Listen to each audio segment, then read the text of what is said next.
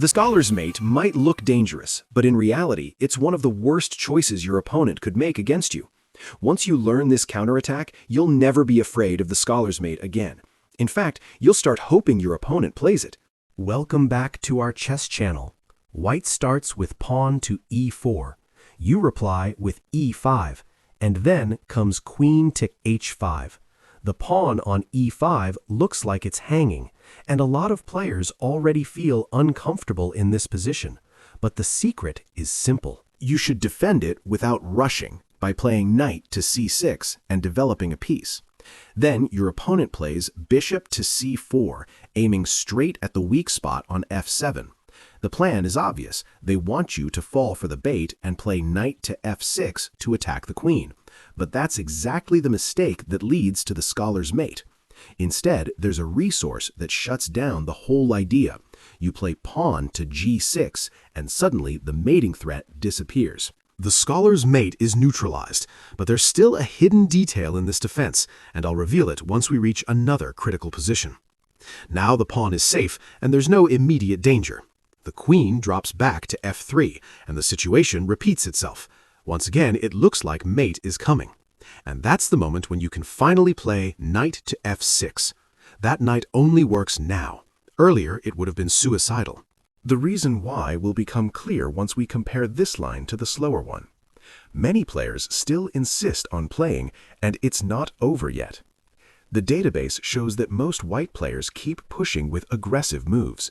One of the most common is advancing the pawn to g4, getting ready for g5 to kick your knight away.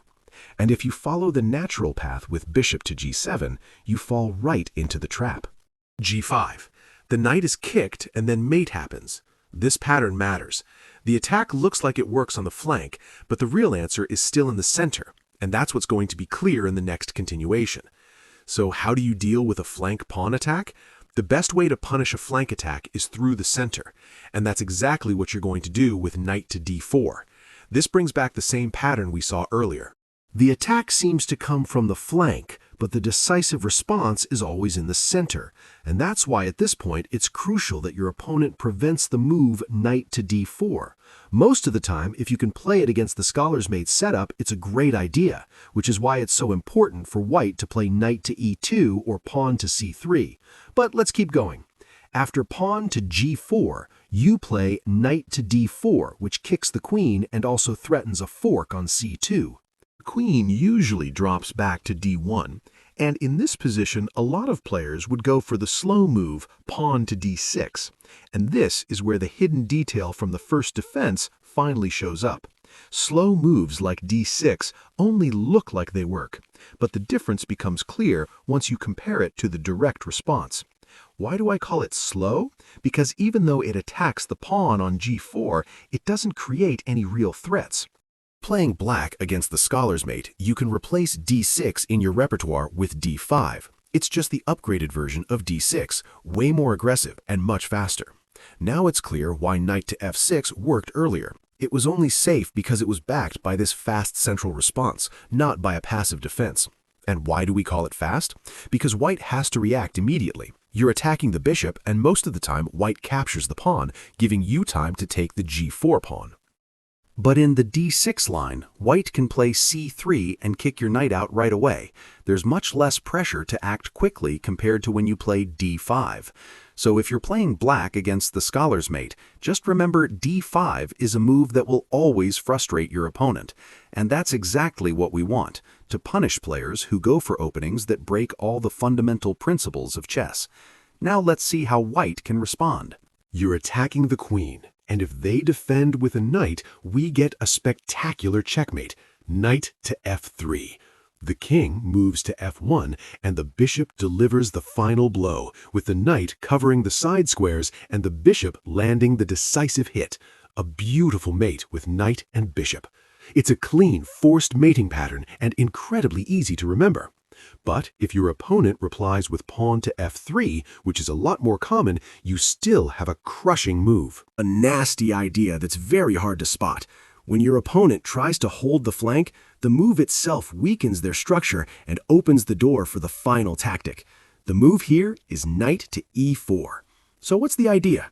You're taking advantage of the pin the bishop has on the pawn, which means the pawn can't capture the knight. At the same time, you're opening the diagonal for your queen, getting ready to check on h4 since the knight was covering f6. The sequence goes like this. You give up the bishop to check, the queen comes to h4, the king moves to f1, and then it's checkmate on f2. It's very similar to the scholar's mate pattern. Ironically, that's exactly what ends up happening to the player with the white pieces. And here's the important contrast. It looks like a long, tricky sequence, but there's actually a simple way to absorb it. The solution is easy. Use a physical board. Set up the positions as I described them, and everything will stick much more naturally. Now let's move on. If white wastes a move, you have knight to d4, attacking the queen and also threatening a fork on c2. That's why in this opening, white has two main ways to stop that knight. The first is knight to e2, which guards the square while developing a piece, and the second is c3, which both prepares to push d4 and covers the knight threat. Both moves seem to solve the problem right away, but later on you'll see which one actually holds up without creating new weaknesses. They lead to similar positions, but let's look first at the more common and also better option, knight to e2. Why is it better? Because it covers d4, helps prepare castling, and develops a piece. It's simply more useful to play early than c3. At this point, a lot of players choose d6. The idea is to prepare bishop to g4, gaining time by hitting the queen. But white usually replies right away with h3. That's why I don't recommend playing d6 too early. It's not especially helpful in this position. And this is where that hidden detail starts to show up. Sometimes trying to attack too early ends up weakening your position instead of helping it, and now you'll understand why it's better to keep the pawn on d7. In many situations, you'll be able to play d5 directly. So here, I'd suggest you simply develop the bishop to g7. White usually responds with the most common move, d3, clearing the way for their light-squared bishop. Another common move here is d6, but I don't recommend it, because later on there's a line where d5 becomes incredibly strong. So here you just castle. You've already seen d5 being set up earlier, and now you understand why it's so much stronger than d6. The strongest move white has in this position, and one that's usually played at higher levels, is to develop the knight to c3.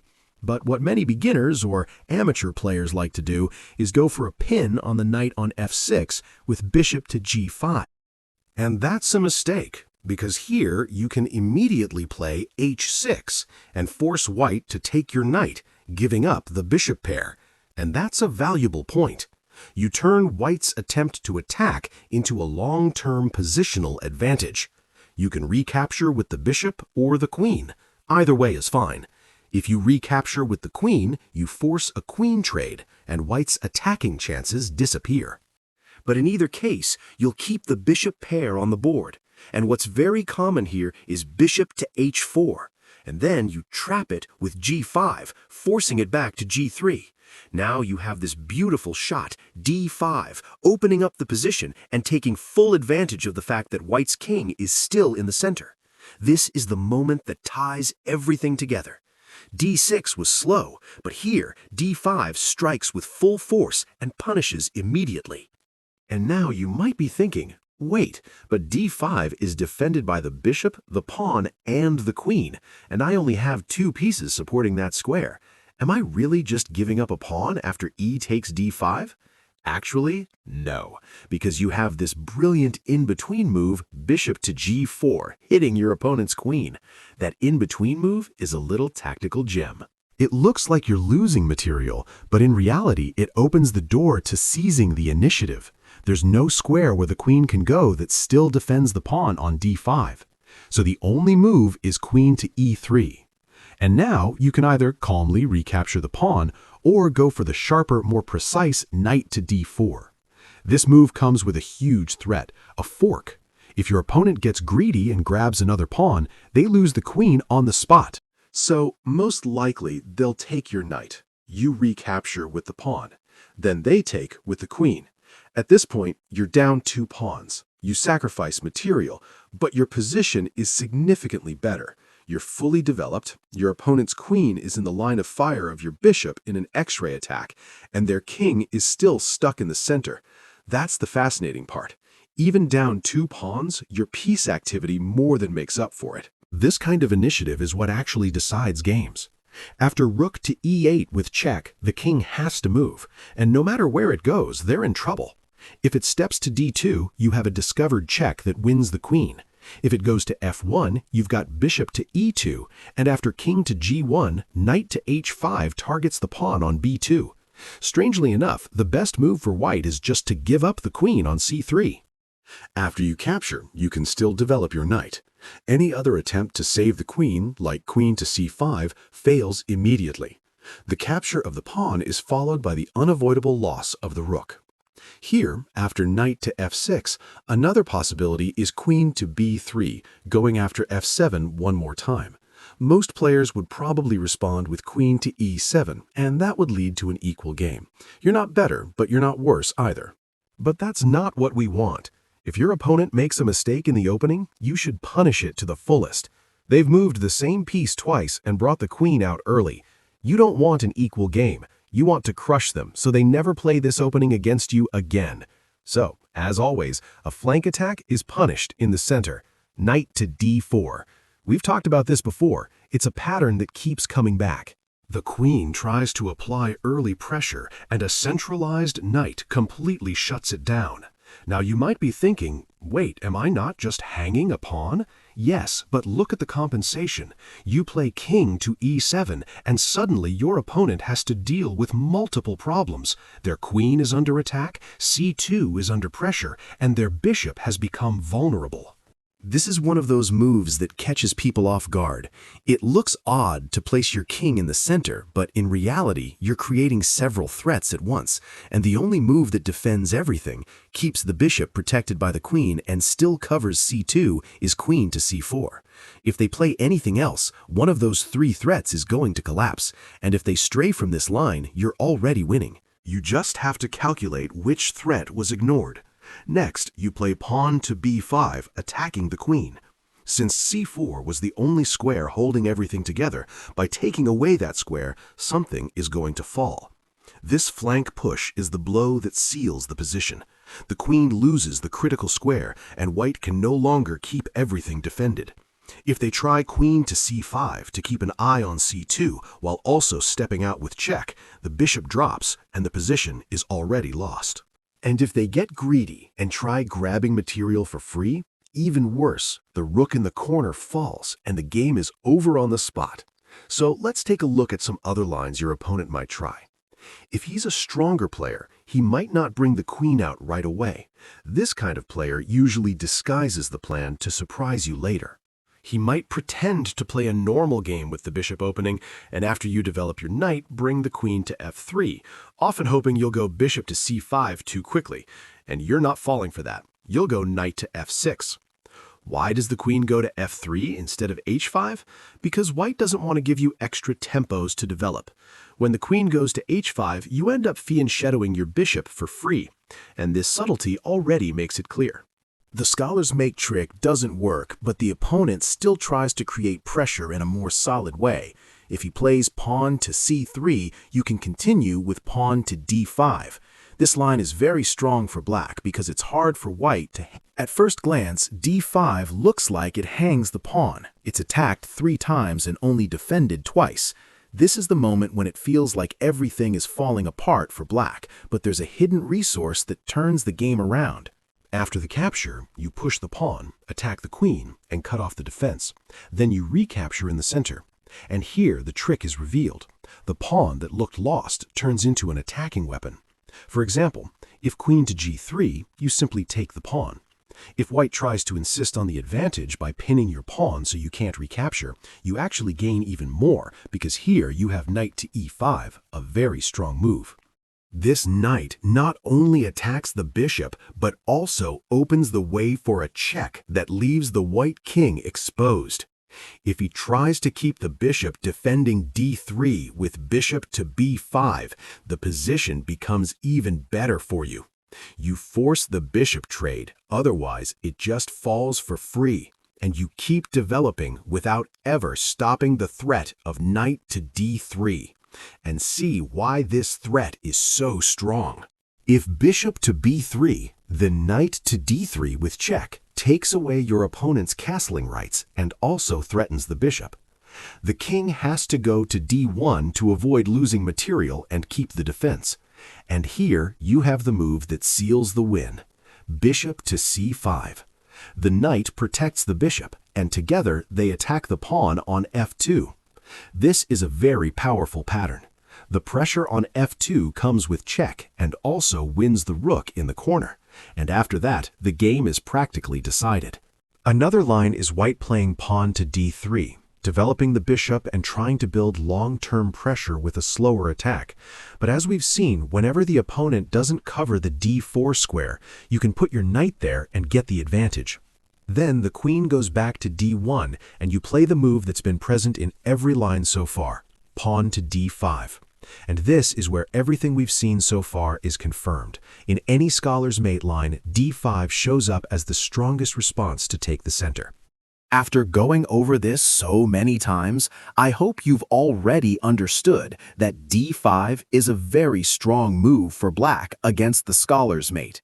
Here, the pawn takes on d5, but this time there's no trick. You simply recapture, end up with two strong knights in the center, and white has no attack at all. If they try to chase the knight and still go for the scholar's mate again, and yes, it's funny, but it happens, they're attacking the knight twice, going for the same mate a second time in the game, hoping you'll retreat. But here, you just play the simple bishop to e6. You gain more central control, there's no attack happening. Bishop to e6 holds everything, and on top of that, you improve the position of your pieces. And if white insists on continuing with the little trick like knight to h3 to bring the piece to g5 and renew the threat against the bishop, you shut everything down with pawn to h6, and the position becomes very favorable for you. There's even a trap here.